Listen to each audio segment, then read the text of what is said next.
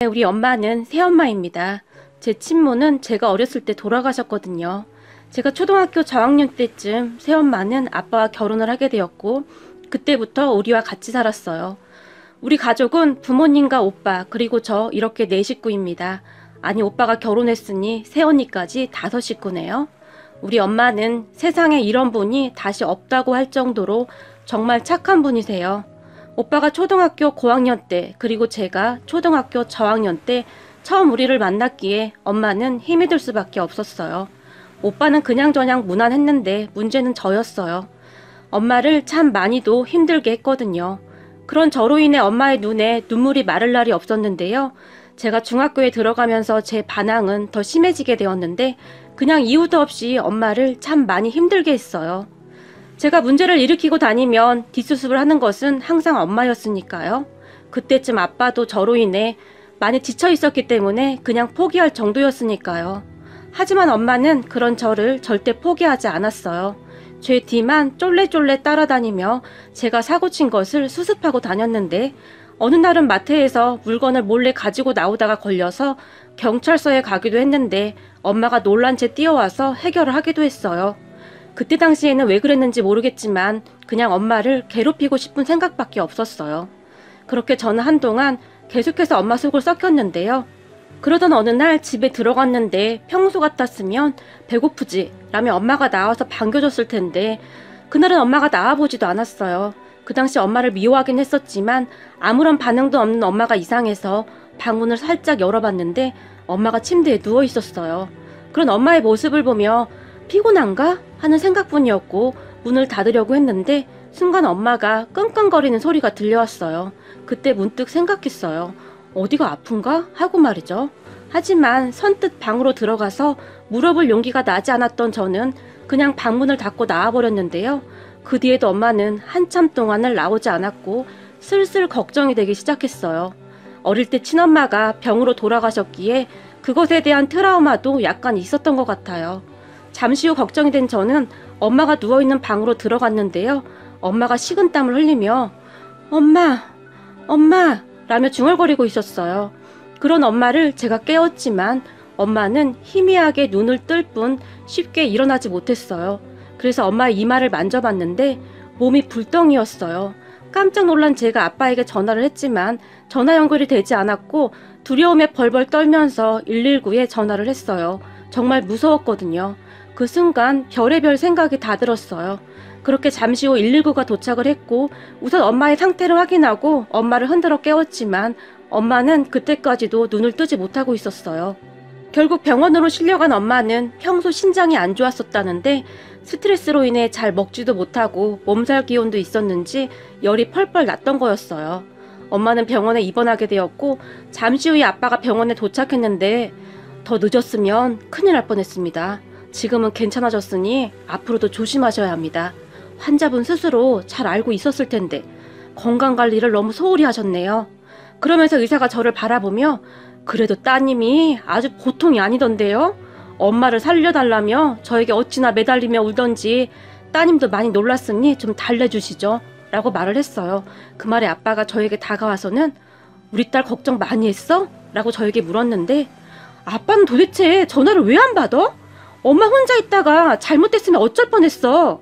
그 순간 저도 모르게 엄마라는 말이 툭 하고 튀어나왔는데 뭐야 이거 꿈 아니지?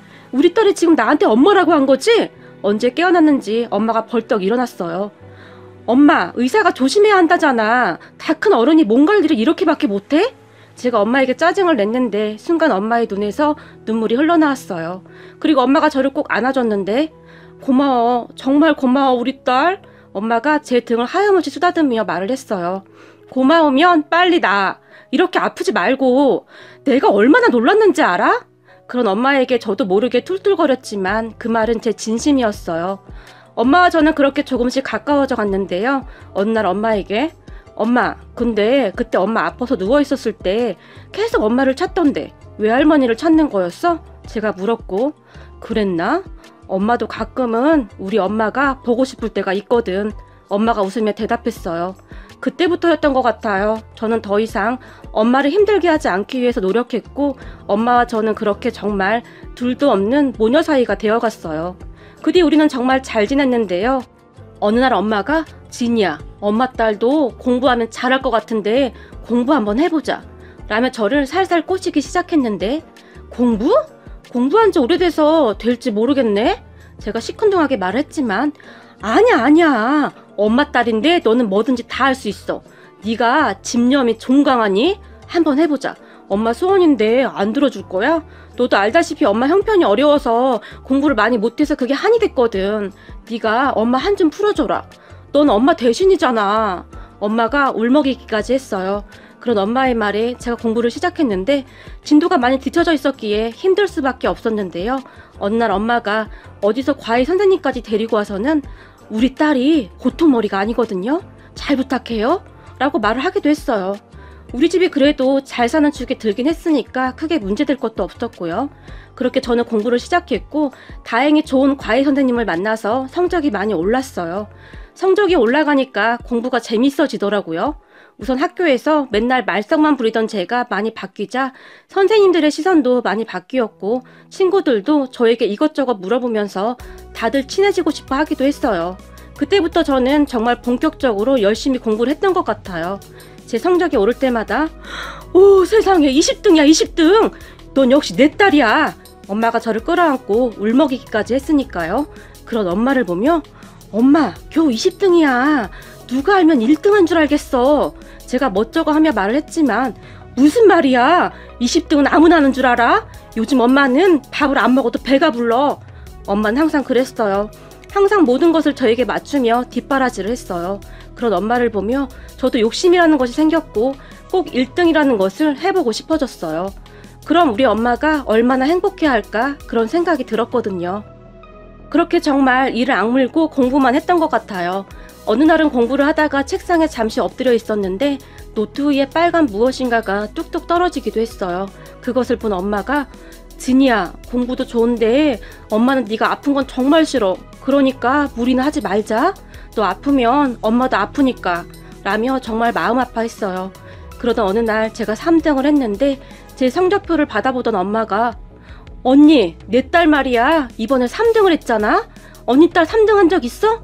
이 3등이 말이야 아무나 하는 게 아니야 라며 여기저기 전화해서 자랑하기 바빴어요. 그런 엄마를 보며 엄마 그렇게 좋아? 제가 물었고 좋냐고? 그걸 말이라고 해? 네 성적표 엄마 베개 밑에 넣어둘 거야. 내가 못해본 걸 네가 해주는구나. 엄마는 좋아서 어쩔 줄을 몰라 했어요. 그리고 저는 그런 엄마를 위해 더욱 열심히 공부를 했던 것 같아요. 엄마가 좋아하는 모습만 봐도 그렇게 기분이 좋을 수가 없었어요. 그렇게 저는 엄마의 끊임없는 노력과 격려 덕분에 서울에 있는 명문대에 들어갔어요. 생각해보세요. 중학교 1학년 때까지만 해도 별소리를 다 들었던 제가 명문대라니요. 모두가 놀랐는데요. 어릴 때부터 공부를 잘하던 오빠는 못 들어갔거든요. 합격 통지를 받던 날 저보다 더 좋아하던 엄마는 이게 꿈은 아닌 거지? 진이야 엄마 팔 좀 꼬집어봐라. 지금 꿈 아닌 거지? 라며 주저앉아 버릴 정도였어요. 우리 엄마는 오빠와 저를 키우느라 동생을 낳지도 않았는데요. 그랬던 엄마는 당신의 인생을 저에게 아낌없이 쏟아 부었다고 해도 과언이 아니었어요.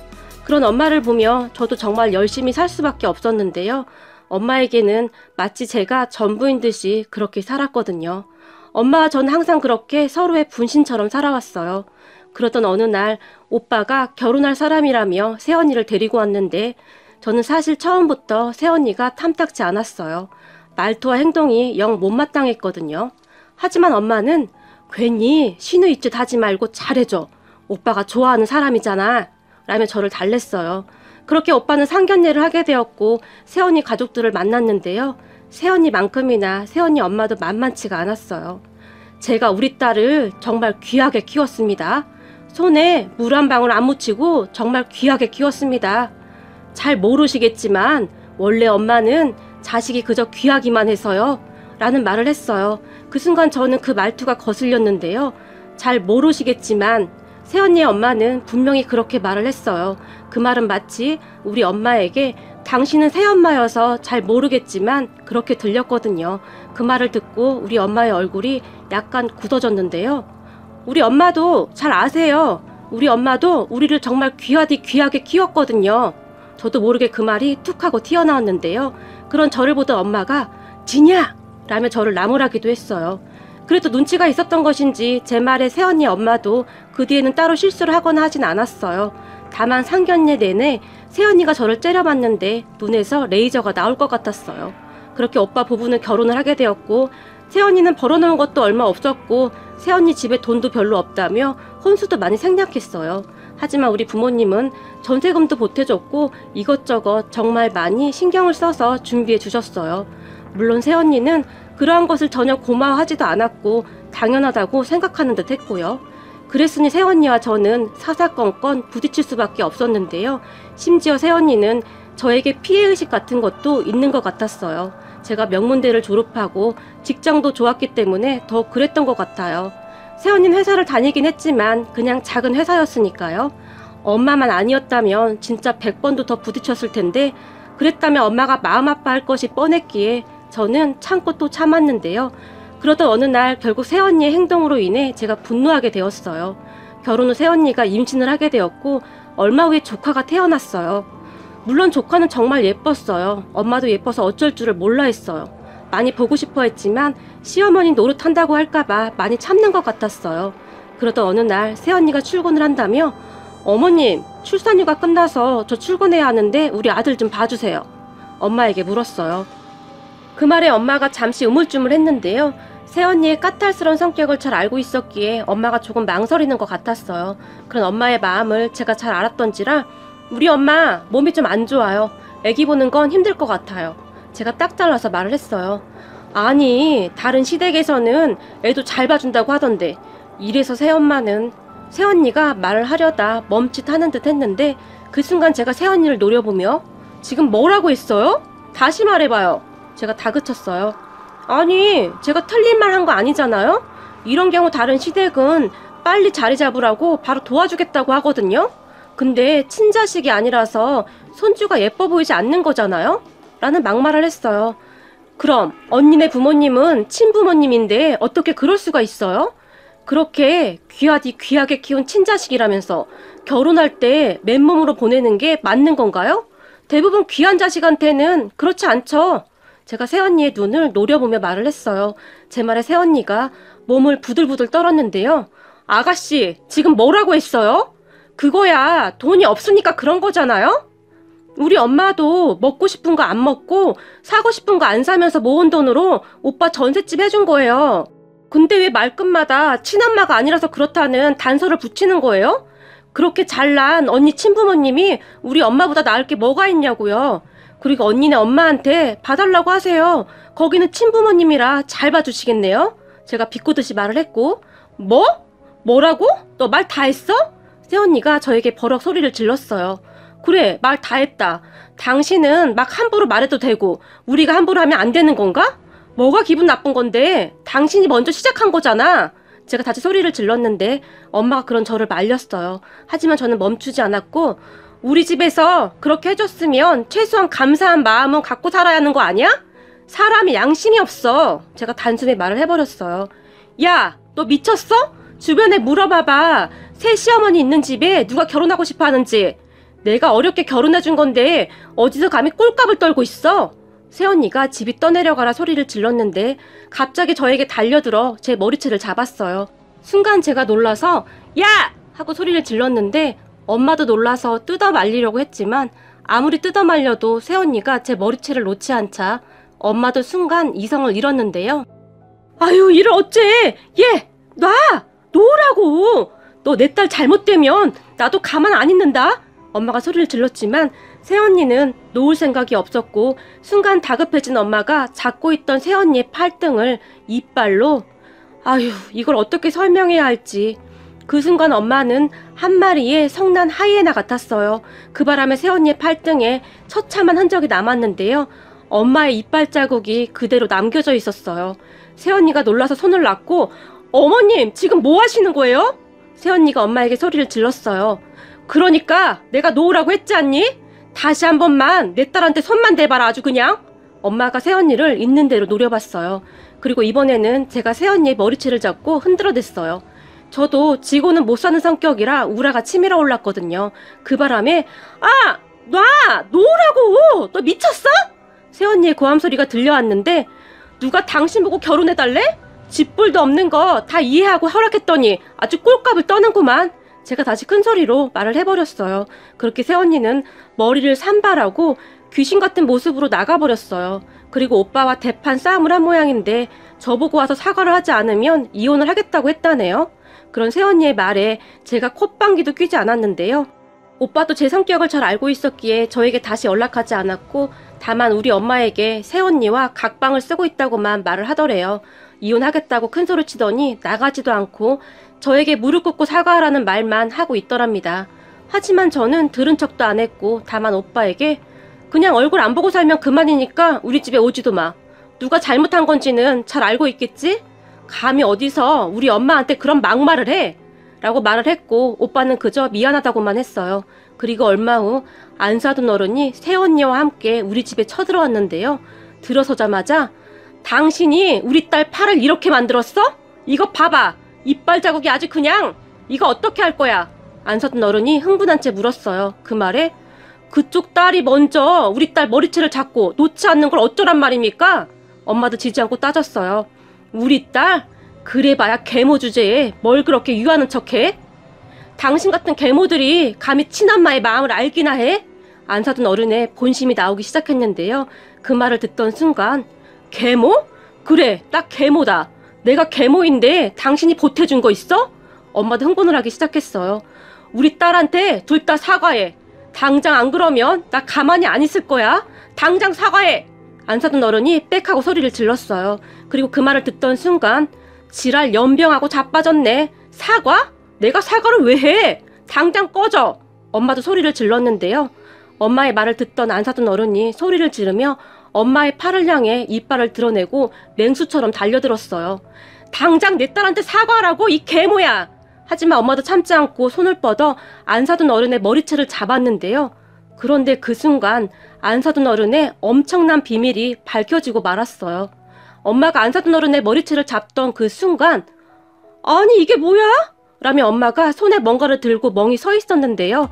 그것을 본 안 사둔 어른이 기겁을 하며 이리 내! 당장 이리 내!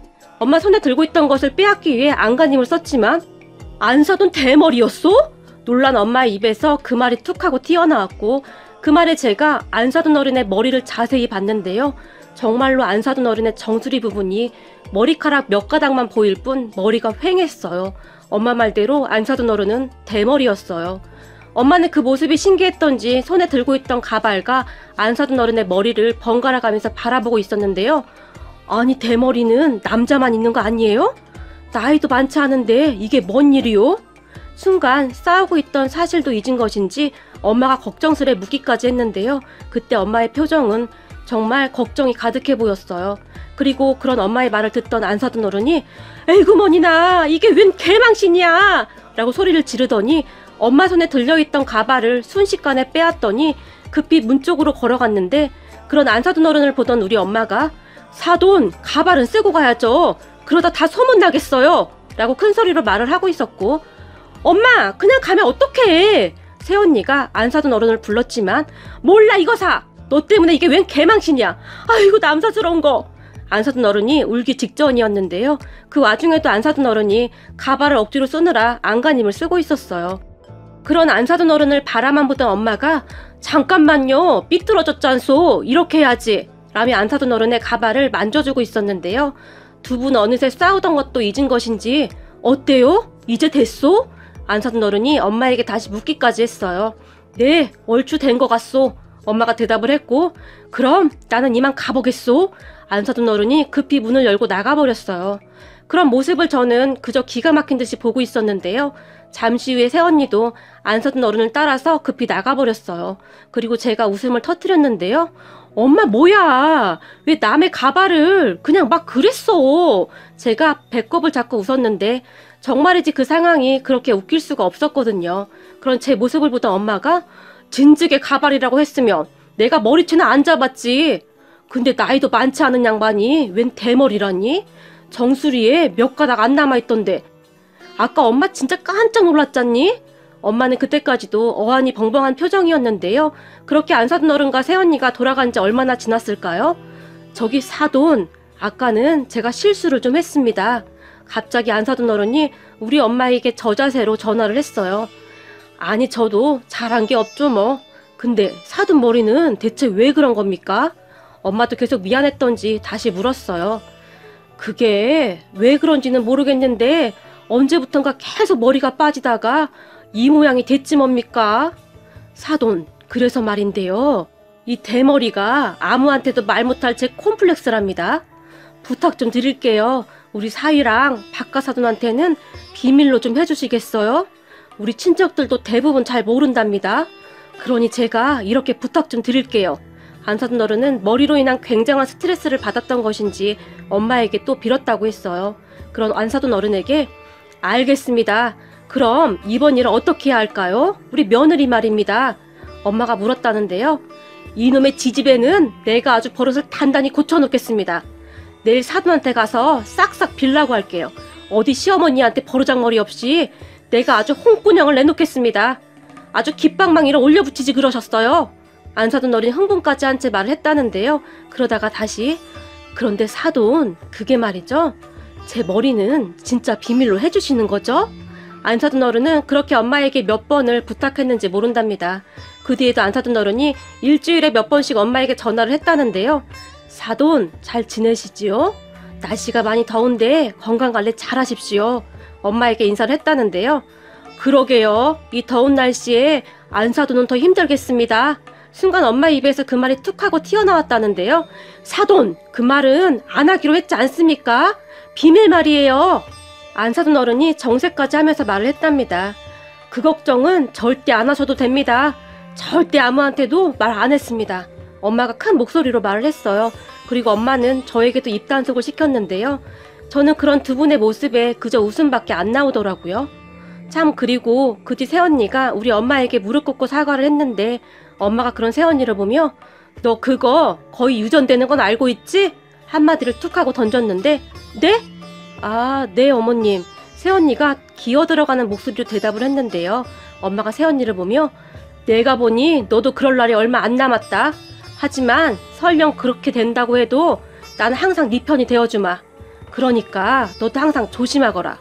인과응보라고 다른 사람의 아픔을 가지고 그렇게 하면 언젠가 똑같이 당하는 거다. 알겠니? 엄마가 다시 한번 쐐기를 박았는데요. 엄마의 말에 새언니가 움찔했어요. 새언니는 그때 정말 많이 바뀌었는데요. 말도 함부로 하지 않았고 저와도 차츰 사이가 나아지고 있었어요. 그러던 어느 날은 저에게 아가씨, 제가 사실 어머님한테 무릎 꿇고 빌 때까지도 불만이 조금 남아있었거든요. 근데 어머님이 항상 제 편이 되어준다고 하는데 순간 울컥했어요. 왜 그런 거 있잖아요. 아가씨한테도 이렇게 잘해주시는데 저도 어머님께 진심으로 하면 항상 제 편이 되어줄 것 같은 그런 느낌 말이에요. 사실 우리 엄마가 친엄마이긴 하지만 어머님이 아가씨나 우리 남편한테 하는 거 보면 부러울 때가 많았어요. 어머님이 두 사람을 정말 사랑하는 게 눈에 그냥 보여요. 사실 그게 부러워서 더 그랬던 것 같아요. 새언니가 처음으로 속내를 말하기도 했어요. 어찌되었던 그지 새언니도 참 많이 변했는데요. 우리 엄마와 친해지기 위해 엄청 노력했거든요. 그 모습을 보는데 낳아준 부모뿐만 아니라 비록 내 뱃속으로 낳진 않았어도 사랑과 정성으로 키우면 그게 참 부모가 아닌가 싶네요. 저는 그런 우리 엄마가 너무 자랑스러워요. 앞으로 우리 엄마가 행복해질 수 있도록 최선을 다할 생각입니다. 엄마, 항상 건강해서 우리랑 오래오래 같이 살아요. 오늘의 사연은 여기까지였습니다. 즐겁게 보셨다면 구독, 좋아요 부탁드립니다. 고맙습니다.